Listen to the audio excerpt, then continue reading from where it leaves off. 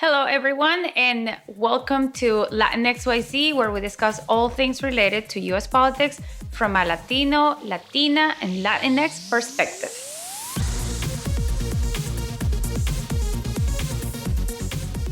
Buenas tardes, Clemencia.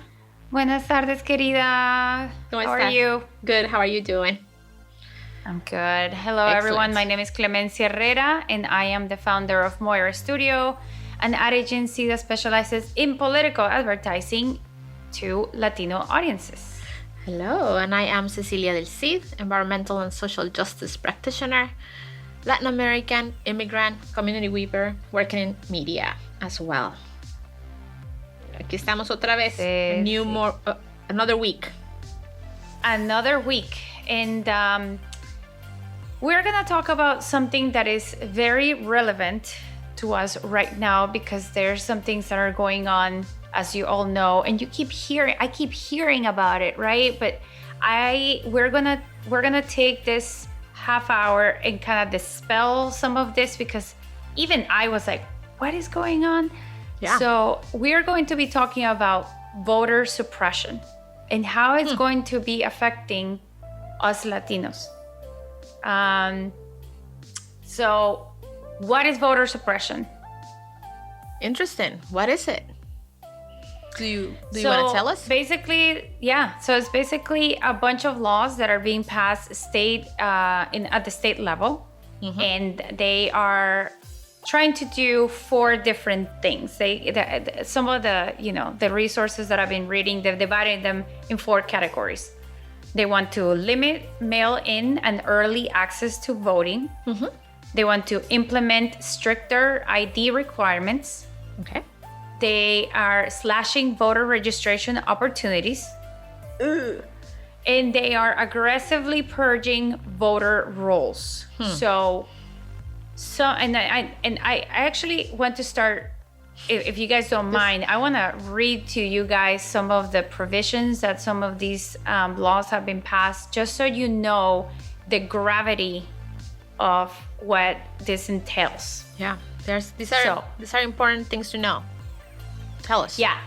I wanted to know myself. I thought that this was really, I keep hearing like, oh yeah, voter suppression, there's people fighting about it, blah, blah, blah. And I'm just like, what are they really trying to do? And why are they calling it voter suppression? Because like, obviously it would be illegal to say you can't vote, right? Especially because if you're a citizen, right? Exactly. Every citizen has the right to vote. Yeah, should. Right? So you telling someone, hey, you can't vote, that should be illegal, right? So I was like, this is really weird. Why are they calling it voter suppression? And here are the provisions that I found. Okay. They are going to limit the ability. They're going to give the ability of county election officials to overturn the results of the vote in their county. Give the ability of state legislatures to overthrow the results of the election in their state. Are you guys having some deja vu from 2020? End no excuse vote by mail. Repeal automatic voter registration. Why? Oh. Voter ID requirements to vote by mail, including notarization. Have you guys ever had to notarize something? It's a pain. It is a pain in the butt. You need to find a notary and then you need to get it notarized. Really? Imagine that. I mean, imagine all the paperwork that you've had to do that's been notarized. Imagine just like voting. Yes. All right. Make all voters register through the Secretary of State instead of with their local officials. More aggressive purging of voter rolls.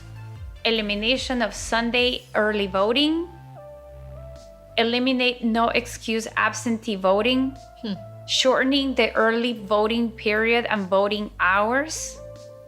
Reduce or eliminate drop box locations. Criminalize door knocking or texting. How many of the campaigns you have designed use those tools?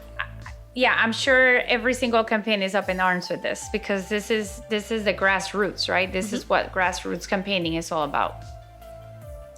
criminalize helping someone get their mail-in ballot to post box, eliminate drive-through voting, institute a so-called voter fraud hotline where a person can report a voter and claim they shouldn't be voting. That just opens a whole kind of worms right there. A lot of your bios has been having an avenue to be, come to life. Eliminate same-day voter registration, require thumbprints for mail-in ballots, prevent federal courts from putting limits on gerrymandering, criminalize giving people water while they're waiting in long polling place lines. Why? And also, isn't also water like a human right? But also think like if they are limiting the ability for us to vote, the result of all these other ones that you already read is exactly long lines. Yeah, exactly. Yeah. And then last but not least, fines for corporations that speak out against state suppression laws. Wow. These are at least 20 provisions. And Yeah. I wanna highlight that these are all different in different states. Yes, exactly. So what we have right now, we know that as of the beginning of April, the end of March, at least 361 bills with restrictive provisions have been introduced in 47 states. So like that's the majority. That's the grand majority. That's almost like I would say 90% of the states of the United States. That's 108 more than 253 restrictive tallied as of February 19th. Also, these measures have been already begin to be enacted. Like you read a list of things that are being proposed, but we know that at least 5 restrictive bills have already been signed into law. In addition, at least 55 bills in 24 states are moving through the legislature, and 29 have passed at least one chamber, while another 26 have some sort of committee action, a hearing, an amendment, or a committee vote, according to the Brennan Center. Your Republican representatives have been busybodies. So if we think that democracy is we've been talking a lot about what it means for immigrants to come from experiences of having bad election systems, having lived experiences. We talked last week about Colombia and what it meant to have, lived experiences that really, really involve coups, overthrowing presidencies, what it means to have ballot stuffing, what it means to have corruption that is being demonstrated by observers. All of these things begin to make you once again they erode that trust that is supposed to be happening. This is supposed to be the country of democracy. That's the flag the United States goes around the world telling other states, we will show, here we're here to show you how democracy is established, lived, and presented, implemented. Yeah, and if there's already people that were kind of on the fence about voting because they thought their voice wasn't going to be heard, or they don't trust the candidates or whatever, imagine if they say, well, now you're gonna have to notarize this, and you can only come at certain times of the day, and you have to give your fingerprint, and you can't do this and you can't do that. Then they're gonna be like, oh, well, just forget it. I'm not gonna vote then. That's, you're making me jump through all these hurdles to actually do something that I was already, lukewarm about. And also, it doesn't affect everyone the same way, right? I'm having the sense here that some people will be most affected than others.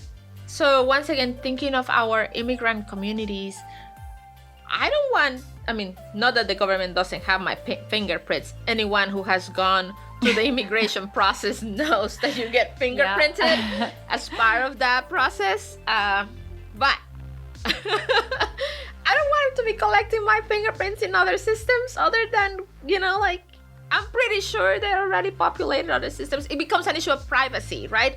And once again, of my civil rights. And yeah, and you know what? Many Americans who have not been, naturalized, the only time that they really take your fingerprints is if you come into the criminal system. Absolutely. And otherwise, they don't have your fingerprints. It's like, now you're gonna get my fingerprints. This is like, okay, for me to do something that is my right. If any of you were like afraid of like big government, like this is it. Like this is it. Yes.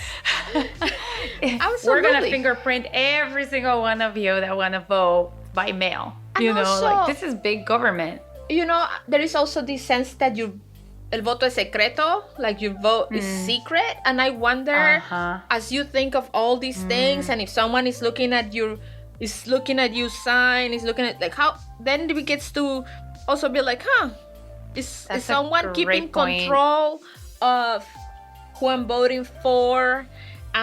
Because they have to attest that it was you, that they saw you. That's what a notary has to say, right? That they saw you fill something out or sign something. Yeah. So I think it gets a lot every of time like I've the gone privacy. to vote, it's my name is not on the ballot. It's just they just take my name down to make sure that I am this person. Yeah. And then I go in with a ballot that has no name on it, and then I just give it in. So it is an anonymous vote. This is a great point of So not only are we gonna have your internet browsing history, I'm going to have your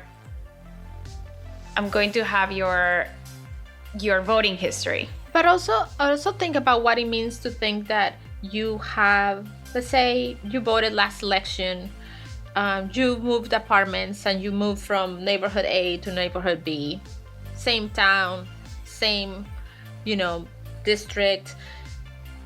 And suddenly you go to vote, and most people like know what to do and update their voter registration. But imagine that suddenly you go to vote and they tell you that no, that you are not that you didn't complete some small part, and suddenly you cannot vote for that one. And you don't find out until you show up that day on that line.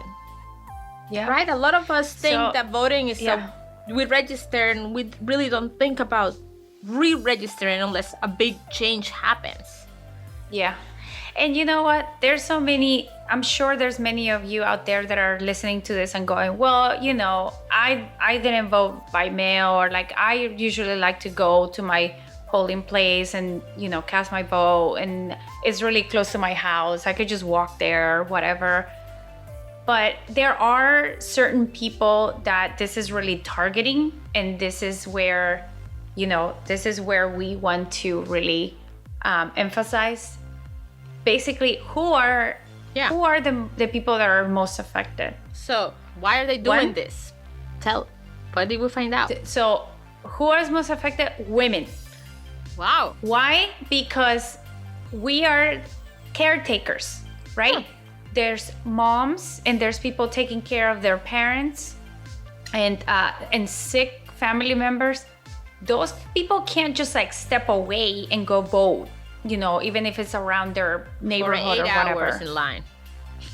Or like you can only come at a certain business hours to do this. Like these people need to have flexibility on hours, on location, and how they're going to vote, because women, and I'm sure all you women out there know, even if you're not moms, you may be taking care of a family member, or Latinas have like their whole families living with them sometimes. Their mom, their grandmas, and their cousins, their little brothers, they're like babysitters to everyone.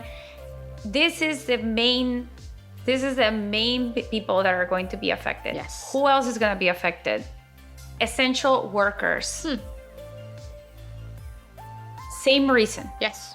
If you're working, crazy hours, like a hospital or a restaurant, or you're a janitor, or something like that, your hours are gonna be all out of whack. And if you can only go during certain amount of time, and then you have to notarize things or whatever, hurdles that you have to go through, you're already exhausted and you're already overworked and you already have crazy hours. You're like, I can't really take the time to be doing this. Yeah. These people also need flexibility. And you know what? You know who makes a lot of the whole pack of essential workers? Yes. And it is Latinos and other peoples of color, also low-income workers, laborers, people who work in the fields, who might, and we're assuming, if we're lucky, if we have a polling place that is around our block, there are some neighborhoods in which they have some of those items that you read before, are trying to also limit where those polling places are and how many people they catch, right? So how many voters are they supposed to serve? And we know that some of the most marginalized neighborhoods or areas, rural areas, tend to have less polling places or polling places that are farther apart. So if you also know that in those places you have less access to public transportation, that also tells you, and then you're closing your window. So these things begin to compound. This is a excellent point. Public transportation, excellent point. You know, these things begin to compound because you have a long schedule, and in the borders of those schedules, you are a caregiver. So you take care in the morning, you take care of mom. In the afternoon, you pick up your little niece. And then you go to work from 7 to 7. And you know that you get an hour in the lunchtime. And then you're thinking, okay, if I take the bus, at what time does the bus come? And would I be able to get to the polling place, vote, and come back to work? Yeah. So if you have stand in line, and when can I eat? If I cannot do it at that time, will I stand in line, right? Yeah. So something has to suffer for you to be able to vote. People had to call out of work or ask permission to leave work. It's like, can some people afford that? Yeah, maybe some companies are great and they're like, hey, we're gonna give all these people this time. But some people work hourly, like babysitters, like people that take care of seniors. There's people that work like delivery people. If you don't work those hours, guess what? You don't get paid for those hours. So that's sick. Also think about, but it becomes a burden. It becomes that you have to make a lot of sacrifices to be able to fulfill this right and responsibility. And my question I was going to ask you is who is introducing these bills? Who is doing this effort? Yeah, so that's an interesting question. So basically, it's all Republicans. This is basically to undermine people's confidence in the electoral system. Because what they've noticed is that, as the U.S. becomes more brown, diverse. Scary. Diversity, never heard. Yeah, I know. Well, I was just using, I know these words that I've heard them use. The more that the U.S. becomes diverse, the more progressive the elected representatives are. And guess what? That's not great for Republicans. So you're telling me now their platforms are not appealing to the majority of people. Yeah. Yep, especially diverse, younger, people. Because they've taken the brunt of a lot of their policies, right? Yes. So how are they gonna? This is we've discussed this before. Latinos for so and so, Latinos for so and so. That's that are Republican, we still don't get it. Anyway, so for example, for the first time in Florida, more Democrats voted by mail than Republicans. Wow. So they're like, oh, well, guess what? We're gonna, keep them from voting by mail because it's all the Democrats. So it's like if they prefer to vote by mail, if we reduce their chances of voting by mail, that means that they're not gonna vote. But so then that means that we're gonna win. But I was gonna say that trend changed. Maybe I'm wrong, but I'm thinking that for a long time, because the base of the Republican Party is a little older in demographics, that they actually took great advantage of voting by mail, that a lot of Republicans used to vote by mail in the past. So I wonder if this is something also that they are going to end up like shooting themselves in the foot to say that, like that they are going to hinder a lot of their base, because they have a lot of seniors too that vote by mail. I think that Trump really made a dent into that logic. Okay.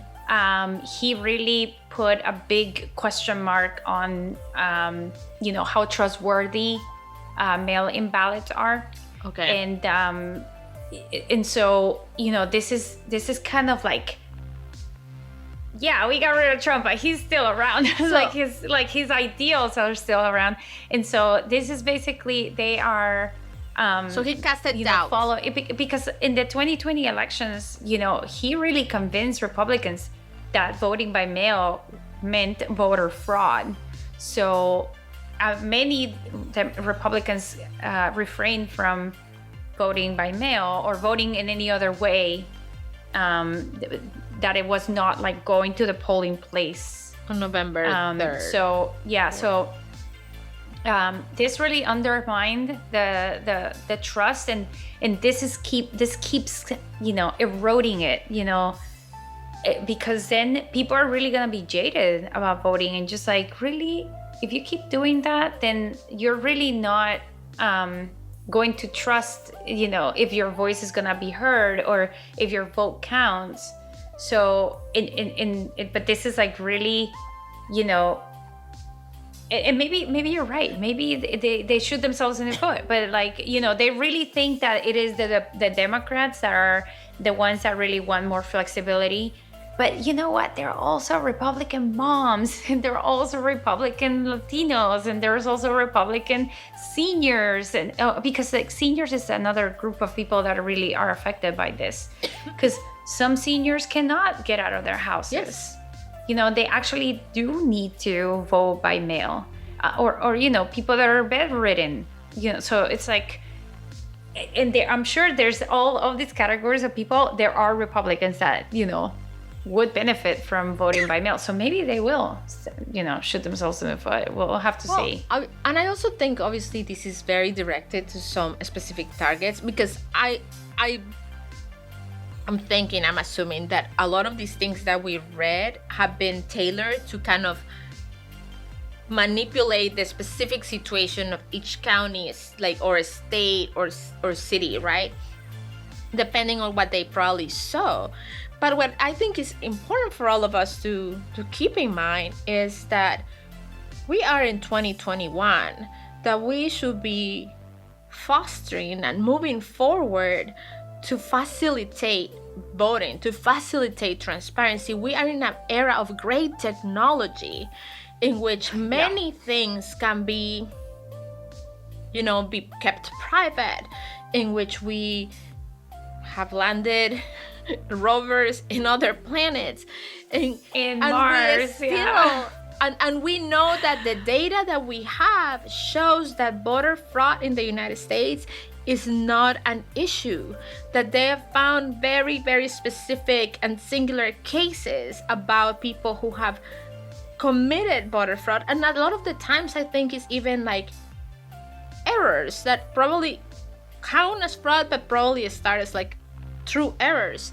And I'm not trying to diminish the fact that some cases are, but we know the data shows that voter fraud is not an issue in the United States.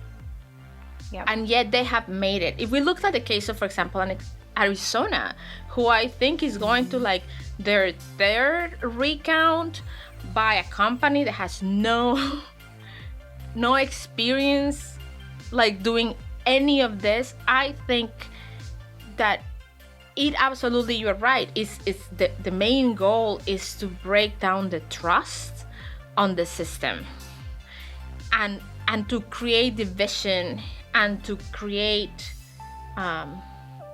animosity amongst groups of voters, amongst citizens, distrust among neighbors, right? This whole hotline of accusing people, this, exactly, like you said, this, having a neighbor tell on another neighbor, it's like, exactly, it's just divisive. It's divisive. It's like, why can't you, it's just like, your neighbor is having a party, and like, why don't you go to your neighbor and say, hey, do you guys mind keeping it down? You either do that or you call the cops. Yes.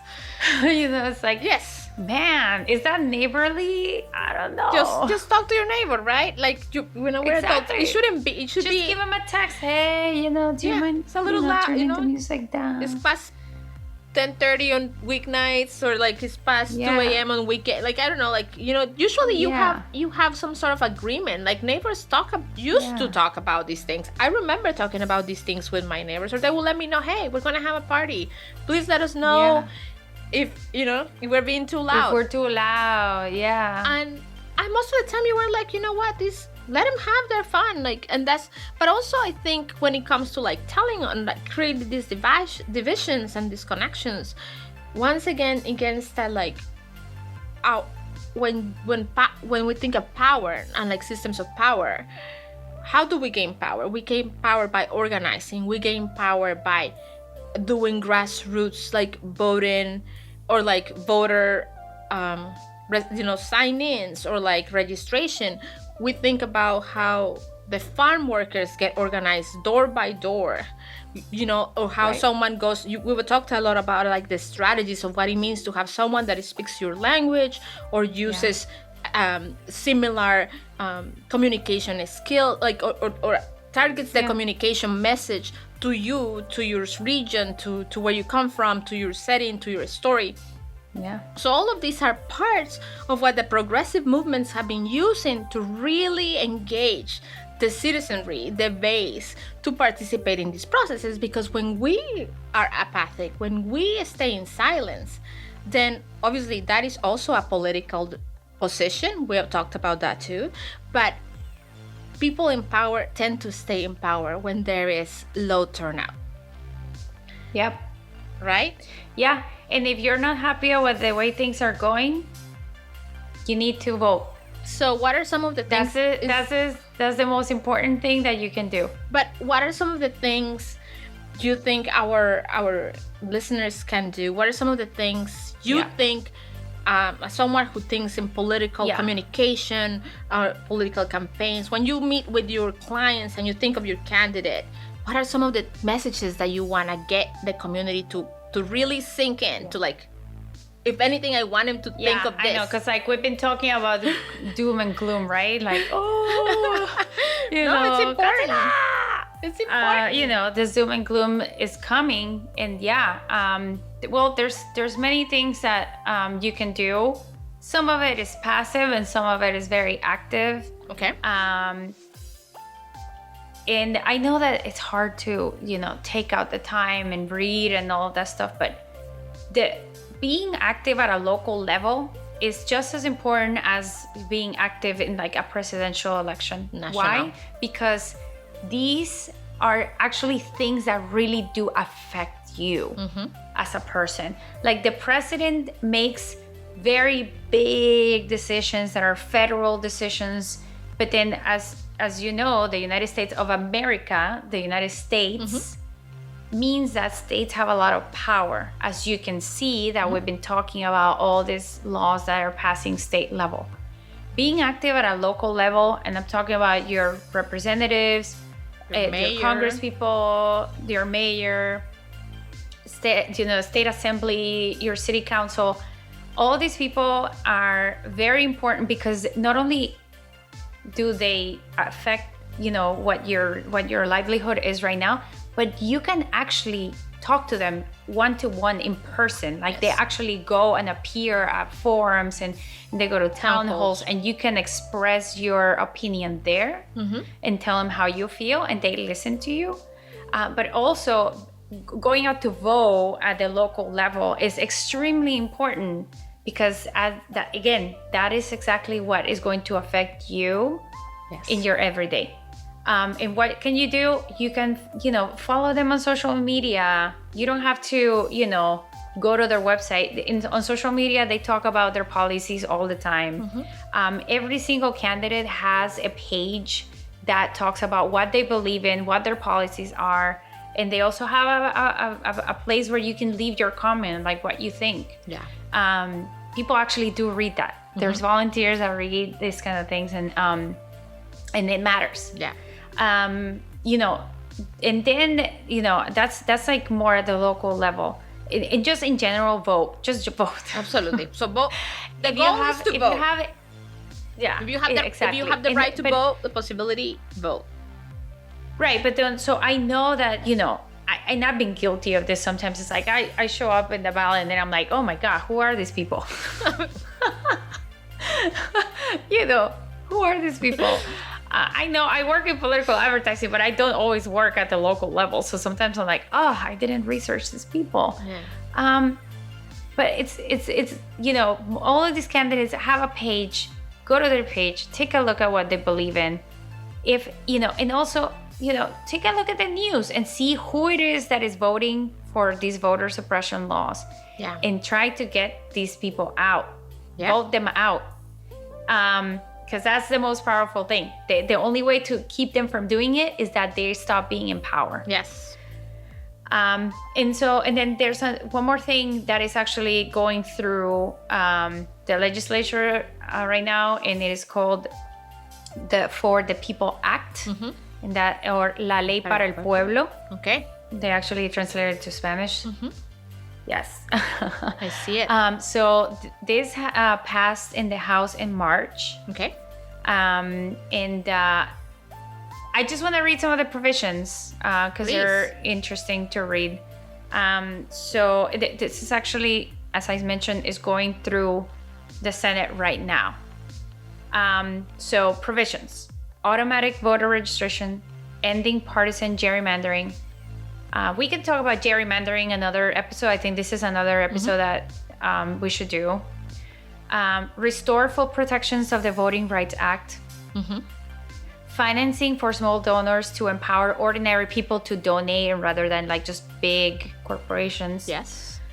If a state does not respond to voting-related disinformation, the U.S. Attorney General will be responsible for disseminating non-partisan factual election-related information. Restrict purges of voter rolls by states that civil rights groups say disproportionately affect minority and low-income residents, and improve voter rights protections that they say were eroded by a 2013 Supreme Court decision. Increases transparency on social media and campaign spending. The bill will require secret money groups that spend money in elections to disclose their big donors, and would update the online ad disclaimers for political ads featured on websites and social media. Large digital platforms like Facebook and Google would be required to maintain a public database of political ads. So so basically this would just kind of supersede any voter suppression laws that are being passed at the state level. This would be at a federal level, so it would supersede everything. So I think that what I've heard when I think of like this last provision is that definitely is one of the most progressive, encompassing, like pro-voting laws that has been introduced since the voter since the protections of the Voting Rights Act, which have been eroded and dismantled and taken apart, but little by little by these other legislations and the work of one party over another, and also by the apathy of the other party and not defending. Great point there. You make a great point. And also nobody's innocent. Nobody's skate-free. So also, I think we have to recognize that this passed the House because we have a House that is a little more diverse probably a little more representative than what the United States citizenry is. We have a Senate that is still not that diverse, in which it's pretty much a split 50-50. Split down the middle. And the way it stands right now, they need a super majority because they haven't ended the filibuster. And that's something that is also very confusing, and maybe something like gerrymander, something else that we can talk about, and just about how it helps. But it wouldn't be something that as good as this act is, I don't know how real it is that it will pass. I appreciate that it's right there. I agree. In the conversation, that we can all as citizens think of it, look at it, read the provisions. Let's get involved.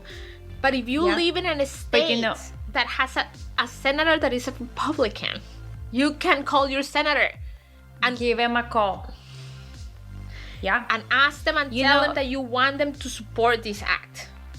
Yeah, exactly.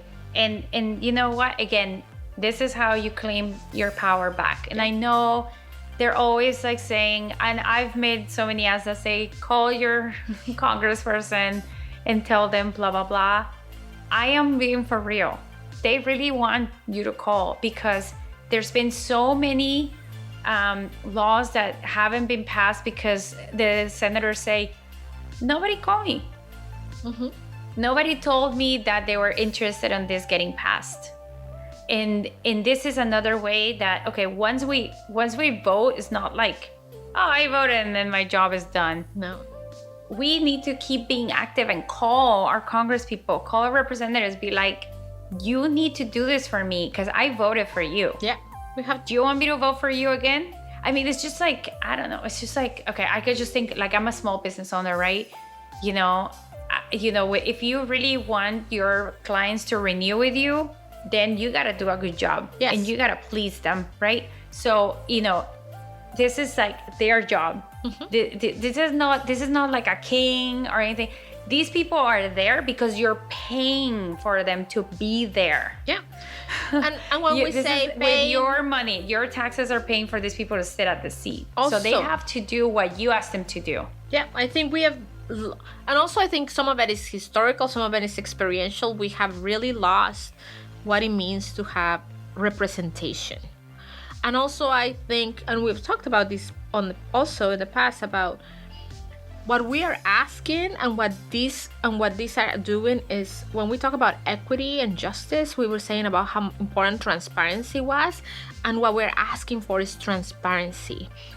Is there is no need, if you think that you are putting forward good policy, why are you trying to limit the ability of your constituents to support you, unless you think that you cannot win the right way, and then you're going to change the rules of the game? Yeah, it's just like, I played, yes, we played Monopoly and I lost, and then I say, I'm gonna change the rules just so I can win the next time. And what would everybody say? That's not fair, right?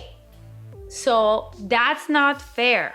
Yeah, guys, those out there passing those laws, that's not fair. You're and changing also, the rules. We're watching to bend to your needs. Yeah, and we're watching them. We need to be vigilant, and it's tiring. I know we are tired. I know that it feels that this should be second nature. That we live in a democracy. It's supposedly the largest democracy of the world. Yeah. So with that, and we've been fighting for so long.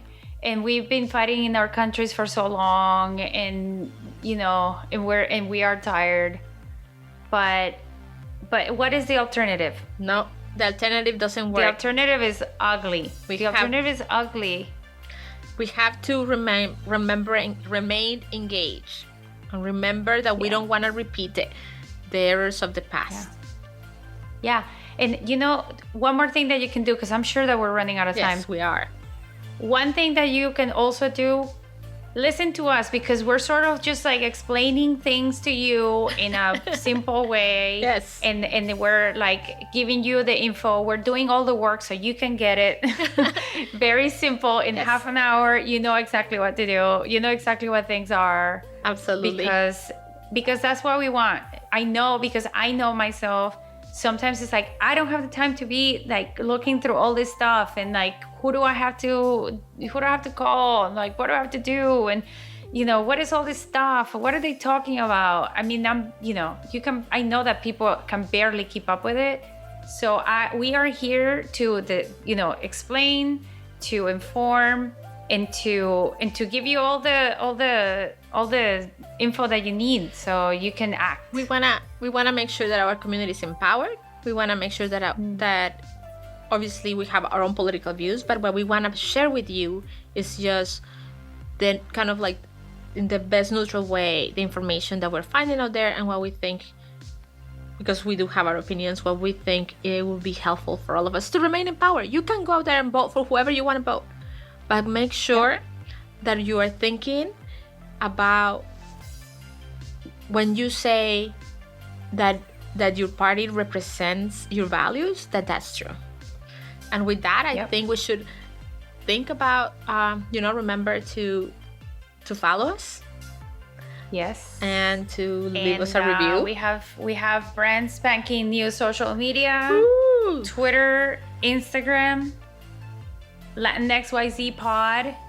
My email, if you want to like yell at me and tell me you disagree with me, or you tell me that you love this, like either way, I'd like to hear from you. Clem@latinxyzpod.com. Yes.